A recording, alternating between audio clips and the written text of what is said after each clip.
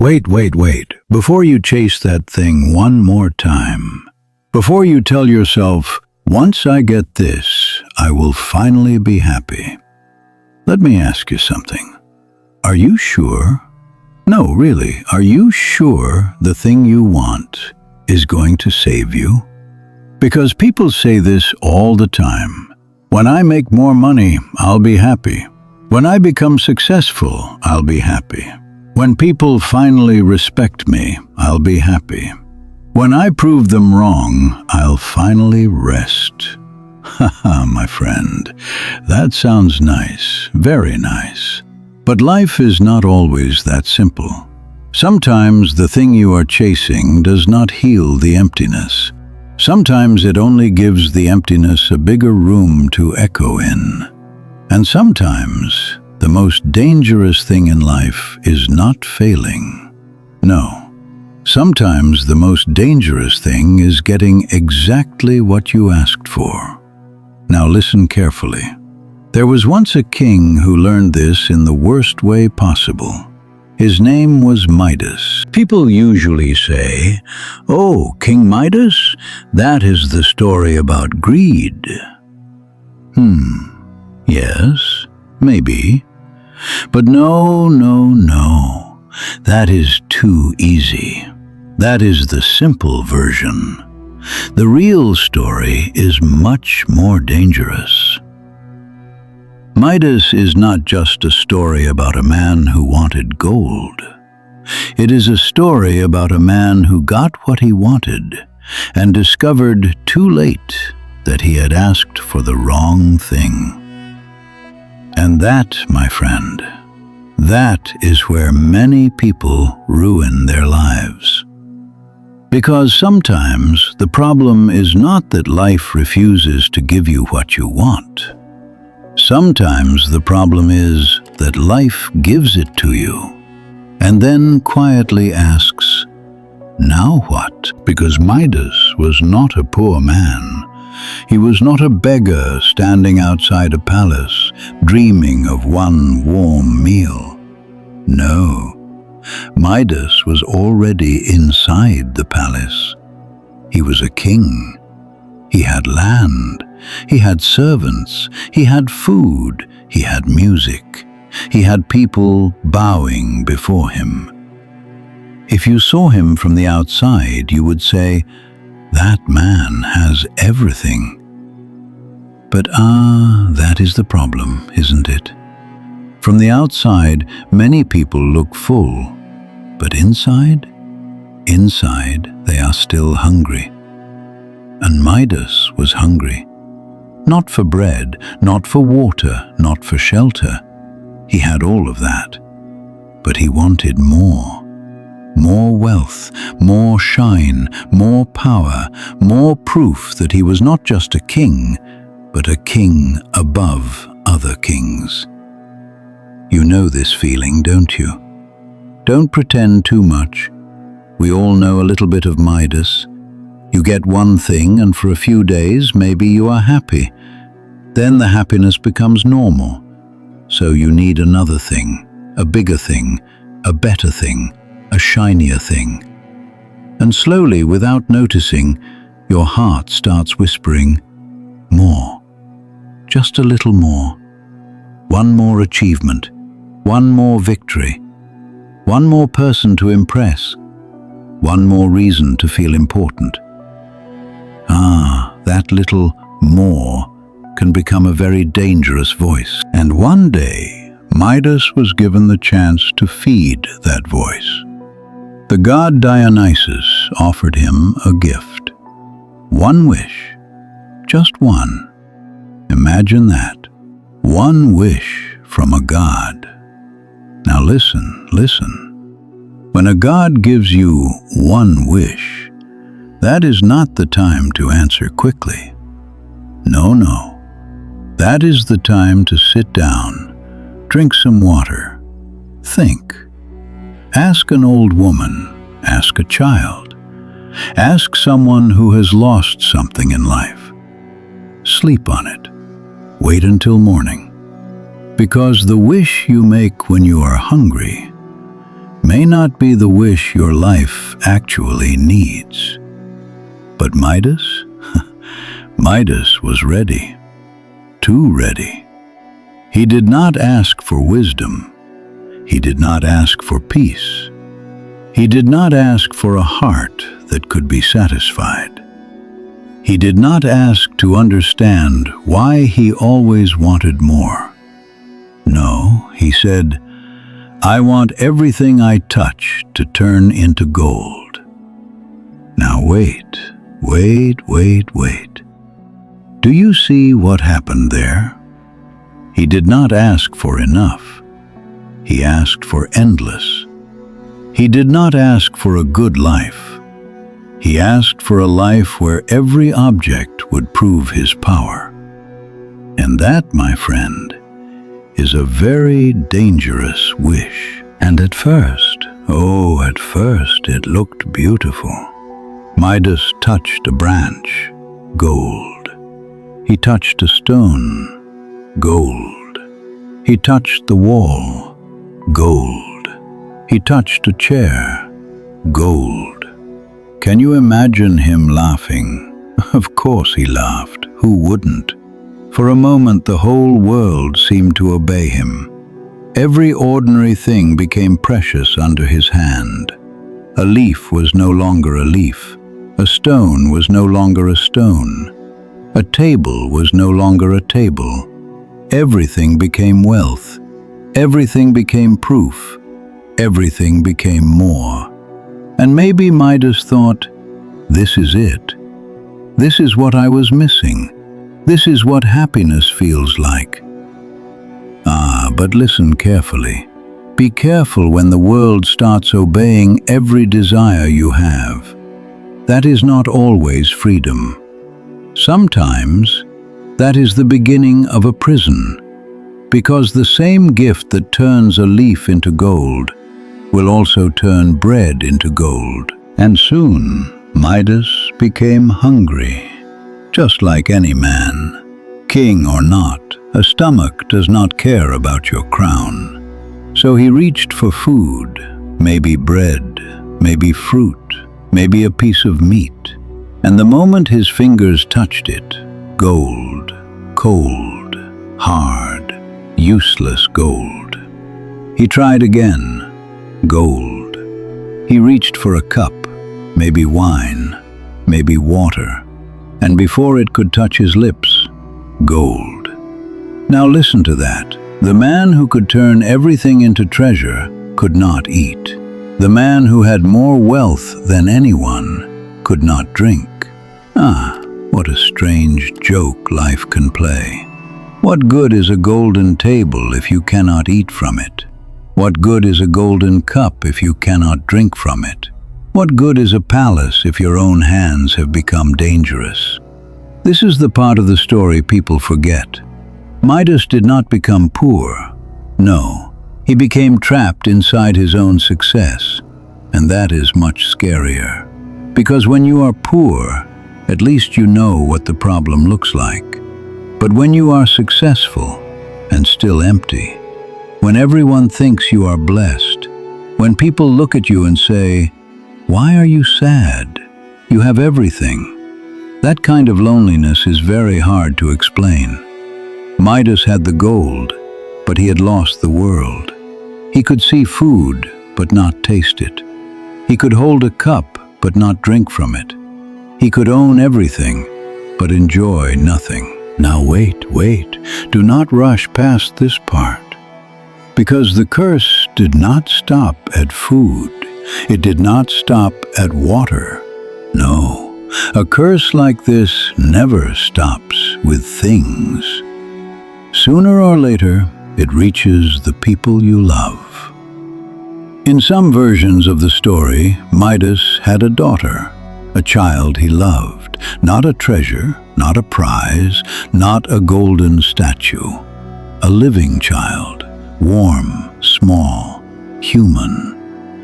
And imagine this poor king now, standing in his palace, surrounded by gold, but terrified of his own hands. His daughter sees him afraid. She comes close. Maybe she wants to comfort him. Maybe she reaches for him and says, "Father?" And this is where the story becomes heavy. Because Midas wants to hold her. Of course he does. What father would not? He wants to touch something alive again, something real, something that is not gold. But the moment he touches her, she turns to gold too. Now listen carefully. This is not just a sad moment in an old myth. This is the real warning. Blind desire does not only touch objects, it touches relationships, it touches family, it touches love.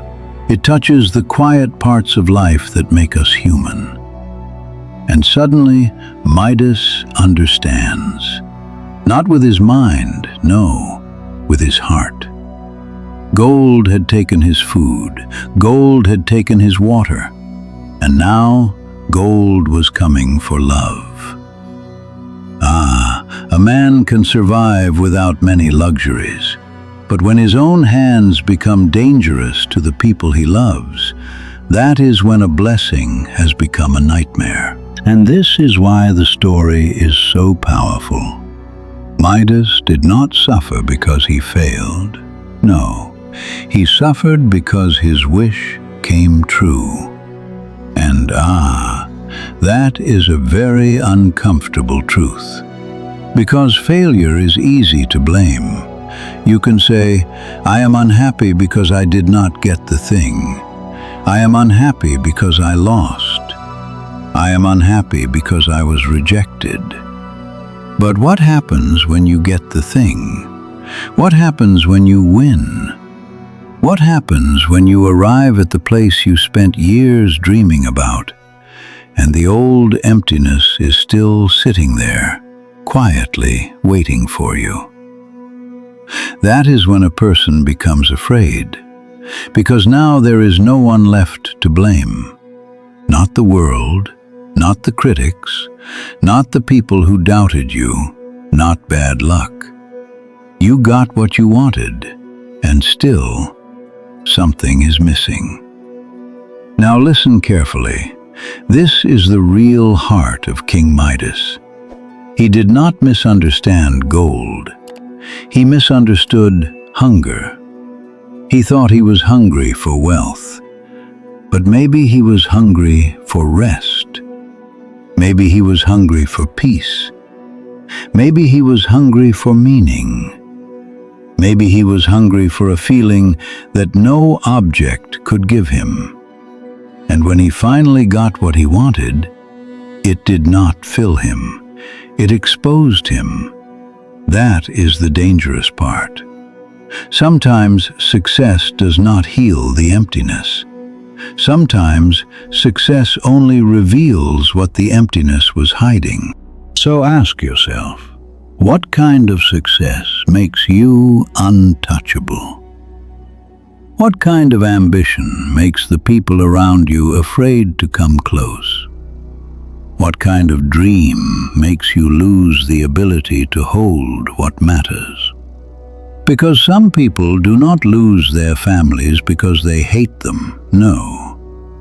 They lose them because they are always chasing something else, always busy, always tired, always proving, always building, always saying later. I'll be present later. I'll rest later. I'll call later. I'll enjoy life later. I'll be happy later. Later. A very dangerous word. Many lives have been buried under that word. And Midas finally broke. The king who wanted everything now wanted one simple thing, to be free from his own wish. Imagine that.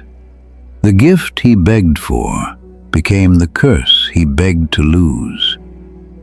So he went back to Dionysus. No pride now, no big smile, no excitement, no golden dreams. Just fear, just regret. Just a man who finally understood that he had mistaken more for better. And Dionysus told him how to wash the curse away. Midas had to go to the river. He had to wash himself. He had to let the golden touch leave him. And when the curse was gone, think about what became valuable again. Bread, water, a simple cup, a normal table, the touch of another person, the ordinary world. Isn't that strange? The king who wanted everything finally begged for ordinary things. And maybe that is the real treasure of the story. Not gold, not power, not success, but the ability to enjoy what is still alive. Because what is the point of turning the world into gold if you can no longer taste the world? What is the point of having everyone admire your life if you cannot feel your own life? What is the point of winning everything if the victory costs you the ability to be human? Now listen carefully. This story is not telling you to stop wanting things. No, that would be foolish.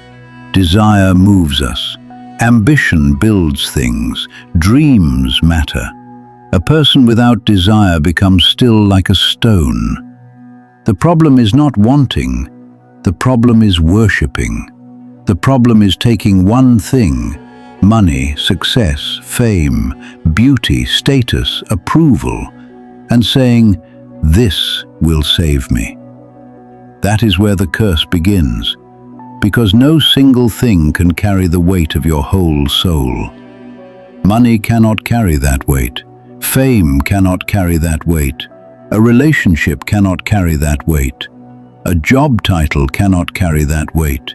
Even success cannot carry that weight. And when you force one dream to become the meaning of your entire life, you may turn that dream into a curse. So before you say, "I just need this one thing," stop. Just stop for a moment. Ask yourself, and then what? If I get it, what will I become? Will I become more alive, or just more decorated? Will I become more free, or more afraid to lose it? Will I become more present, or even more hungry? Because not every dream is harmless. Some dreams look beautiful from far away, but when they enter your hands, they become heavy. They become cold. They become gold. And slowly you realize you cannot eat them. You cannot drink them. You cannot hold them close at night. You cannot sleep peacefully beside them. You can only stare at them and wonder why they did not save you. Haha, poor Midas. But maybe we should not laugh too much, because every age has its golden touch. His was gold. Ours may be numbers, views, likes, subscribers, money, status, luxury, being seen, being praised, being envied. And we tell ourselves, once I get there, I will finally feel enough. But Midas whispers from the old story, be careful. Be very careful. Because getting there may not heal the hunger. It may only reveal it. And this is why the story still matters. Not because it teaches us that gold is bad. Gold is not the villain. Desire is not the villain. Success is not the villain. The real danger is not knowing what you are truly hungry for. Because when you do not understand your hunger, you will feed it the wrong thing. You will give gold to a heart that needs peace. You will give applause to a soul that needs rest. You will give achievement to a life that needs love. And then you will wonder why you are still empty. So remember Midas, not as a foolish king from an old myth. Remember him as a warning, a warm warning, a human warning, the kind an old grandfather gives with a small laugh and serious eyes. Wait, wait, wait, before you run again, before you sacrifice another piece of your life, before you say, just one more thing, and then I'll be happy. Ask yourself, is this really what I need? Or is this just the shape my emptiness has learned to wear? Because Midas did not lose himself by failing. He almost lost himself because his wish came true. And maybe the most frightening question is not, what if I never get what I want? Maybe the real question is, what if you do get it, and it still is not enough? So before you chase the next golden thing, before you run harder, before you turn your whole life into a race toward one shining prize, remember the king who could turn everything into gold, but could no longer touch life. And ask yourself one question. What are you chasing so hard that you might lose the ability to enjoy it when you finally get it?